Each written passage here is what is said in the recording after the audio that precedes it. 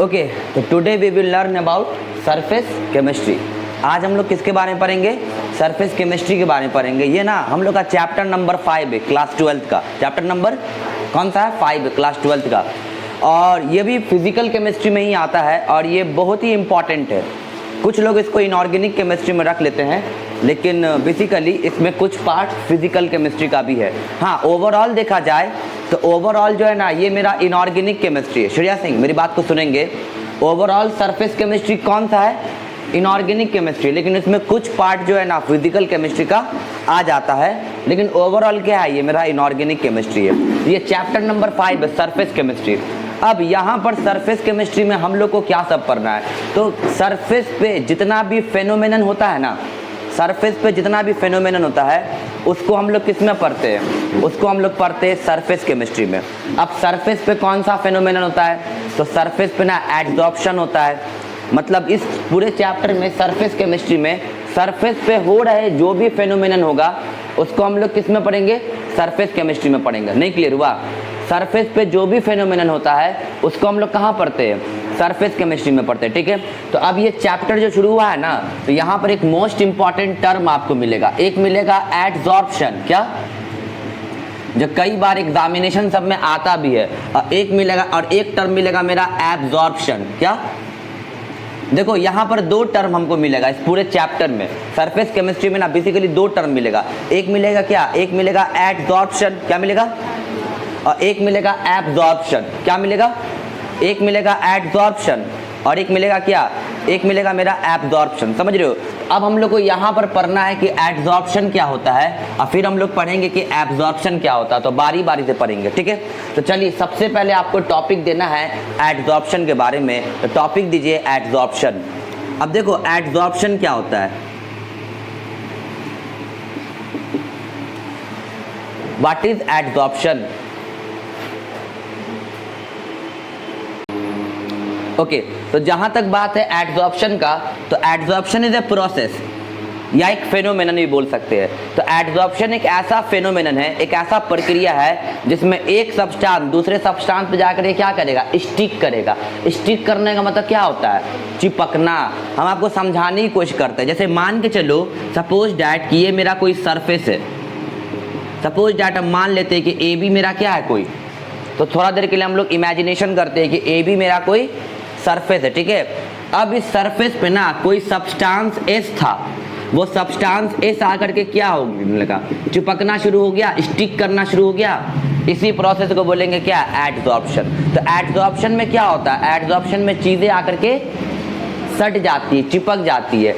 ये day to life में हमारा कपड़ा जो गंदा होता है, पलंग पर, बिस्तर पर, टेबल पे जो धूल गर्दा करके चिपक जाता। पंखा का देखिएगा, पंखे का जो ब्लेड होता है, जब बहुत दिन तक पंखा चलेगा या नहीं चलेगा वो बात की बात है, तो आप देखोगे पंखे के ब्लेड पे धूल चिपक जाता है। वो सारा प्रोसेस क्या कहलाएगा? वो सारा प्रोसेस कुछ और नहीं कहलाएगा। वो सारा प्रोसेस क्या कहलाएगा? एडजॉर्प्शन कहलाएगा। तो एडजॉर्प्शन को याद रखना है कि एडजॉर्प्शन एक सरफेस फेनोमेनन है। क्या है शिवम? तो नेक्स्ट पॉइंट लिखिएगा, it is a surface phenomenon. ये बात आपके एनसीईआरटी बुक में मिलेगा। Adsorption is a surface phenomenon. It is a surface phenomenon. तो एडजॉर्प्शन जो है ना वो एक सरफेस फेनोमेनन है। कैसा फेनोमेनन है कलीम? एडजॉर्प्शन एक सरफेस फेनोमेनन है। ये बात याद रहेगा सबको। तो एडजॉर्प्शन क्या होता है, ये चीज़ क्लियर हुआ। अब देखो तो अच्छा, जबकि एब्जॉर्प्शन क्या होता है? तो एब्जॉर्प्शन का मतलब हो गया क्या? सोख लेना। एडजॉर्प्शन का मतलब हो जाना चिपक जाना। इस बात को याद रखिएगा। एब्जॉर्प्शन का मतलब क्या हो गया भाई? एब्जॉर्प्शन बोले तो एब्जॉर्प्शन का मतलब क्या होना? सोख लेना। ओहो, एब्जॉर्प्शन का मतलब क्या हो गया? एडजॉर्प्शन का मतलब क्या हो गया? चिपक जाना। अब याद रहेगा ना, भले ऊपर नीचे हाथ हो गया हो। तो अब देखो, अब जैसे मान के चलो ये कोई ऑब्जेक्ट है शिवम, ठीक है। अब इसमें कोई चीज अंदर चला गया तो ये हो गया एब्जॉर्प्शन। सरफेस पे रह गया तो बोलेंगे क्या? एडजॉर्प्शन। मैं एक छोटे से एग्जांपल से आपको समझाता हूँ। मिठाई खाए हैं, या छोड़ो मिठाई, चाय बिस्किट है। बिस्किट को अगर चाय में डालते हैं, ठीक है, खास तौर के रस बिस्किट, तो बिस्किट क्या करता है? चाय को सोख लेता है ना, पूरा इतना मोटा गीला हो जाता है। वो क्या हो गया? वो एब्जॉर्प्शन हो गया। क्या हो गया? उसके बाद फिर ब्रेड है, ब्रेड पे बटर लगा दो, सरफेस पे लगाए ना, वो क्या हो गया? अब समझ गए ना एब्जॉर्प्शन और एडजॉर्प्शन के बारे में। अब तुम बोलोगे यार ये तो बहुत आसान है, ये तो हम पहले से भी जानते थे, बस नाम नहीं पता था। लेकिन जानते हो इस पूरे चैप्टर में इसी को स्पेसिफिक तरीके से पढ़ना है। अब यहाँ पर दो टर्म आएगा। ओके, तो here is a two term, adsorbate and absorbent. अब एडजॉर्बेट किसको कहते हैं? एडजॉर्बेट आर दो substance which is stick. Adsorbate क्या होगा? वो सब्सटेंस होगा जो स्टिक करेगा। तो ब्रैकेट में लिखेंगे सब्सटेंस विच स्टिक। ऐसा सब्सटेंस जो क्या करेगा? बोलो, स्टिक मतलब क्या? चिपकना। और एब्जॉर्बेंट क्या होगा? तो एब्जॉर्बेंट के बारे में बोलेंगे substance which provide surface, which provide what? For stick. ऐसा सब्सटेंस जो सरफेस प्रोवाइड कर रहा है किस चीज के लिए? स्टिक करने के लिए, चिपकने के लिए। समझ में आया ना? तो हिंदी में याद रखिएगा एडजॉर्बेंट क्या होगा? जो चिपकेगा, जो स्टिक करेगा। एब्जॉर्बेंट किसको कहेंगे? जिस पर स्टिक करेगा। कोई कंफ्यूजन यहाँ पर? तो एडजॉर्प्शन में दो चीज मिला Shivam, adsorbate and absorbent. Adsorbate किसको कहे हम लोग? जो चिपक रहा है। एब्जॉर्बेंट किसको कहे हम लोग? जिस पर चिपक रहा है। तो पूरा का पूरा प्रोसेस क्या है? The whole process is called what? The whole process is called adsorption. किसी को कोई कंफ्यूजन यहाँ पर? कोई दिक्कत नहीं ना? जैसे अगर मेरे पास ब्रेड है और बटर है, तो इसमें बटर क्या है? बटर क्या है? एडजॉर्बेट। अब ब्रेड क्या है? एब्जॉर्बेंट है। कोई दिक्कत यहाँ पर नहीं ना?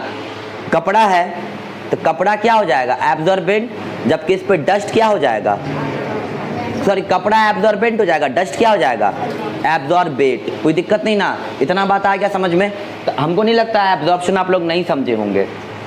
सबको कोई प्रॉब्लम नहीं ना? कोई दिक्कत नहीं? चलिए, तो एडजॉर्प्शन हम लोग समझे।